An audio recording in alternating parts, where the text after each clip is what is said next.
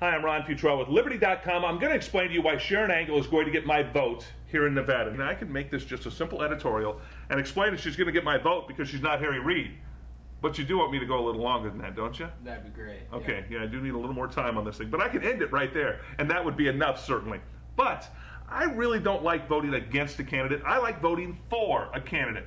I think we tried that with John McCain. Didn't work out real well for us, did it? Okay, first let me make it clear. I would go to the Las Vegas, Nevada phone book, and that's where we're at right now, so I do have a vote in this election. I would go straight to the phone book right now, open it up, and just pick a name at random, Navin R. Johnson.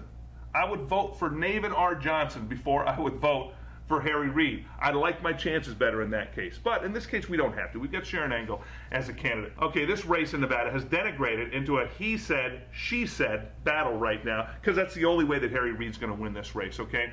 So he has to make it look like Sharron Angle is outside of the mainstream. That's the goal here. That's what he's trying to do here. And I guess if she's out of the mainstream, then many liberty-loving people in Nevada are also out of the mainstream, which they're not, okay? I could go on and on with foolish accusations that Reid is making right now, but tell you what, for every one or two statements you think Sharron Angle might have made that might be a little silly, I can give you a dozen that Harry Reid has made that actually is silly. How about this one? With soldiers in the battlefield, the war is lost. Remember that one in 2007? I could stop there, but we've got more of them. Okay, how about this one? When he talked about candidate Barack Obama's chances of winning the election, he said he's light-skinned and speaks with no Negro dialect unless he wants to have one. How about that one from Harry Reid? He also accused Republicans of being on the wrong side of health care, just as they were, as he said, quotes, when this country belatedly recognized the wrongs of slavery. Come on, Harry, how many times do we have to say this, okay? It was Democrats that were on the wrong side of slavery, not Republicans. Remember Lincoln, Republican? Jefferson Davis, the president of the Confederate States? Big Democrat. Senator, actually, at one point. Also on Hispanics in politics. Now, he said this, I don't know of anyone of Mexican descent who could be a Republican. Do I need to say more? That's what he said. Okay, actually, no. Harry, your campaign would like you to probably stop saying more at this point. It's interesting to note here that this is just part of the foolish battle that's going on, the he said, she said battles in Nevada right now.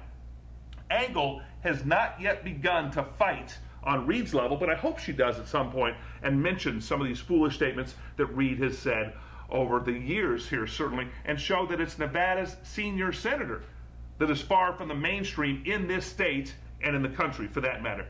Now, 5 years ago, I said that Reid would not win re-election because he is no longer a Nevada Democrat. Typically, Nevada Democrats are pretty conservative for the most part. I've even voted for a few of them over the years. Bob Miller would be one, governor. Richard Bryan, great guy. Good conservative Nevada Democrats. They're hard to find anymore, though. Harry Reid has sold out his state for political power in D.C. He's now an East Coast liberal Democrat, but he's working hard to recreate his image here in Nevada, no doubt about that. Now, we've been told that we should vote for Reid because he can bring home the bacon for Nevada.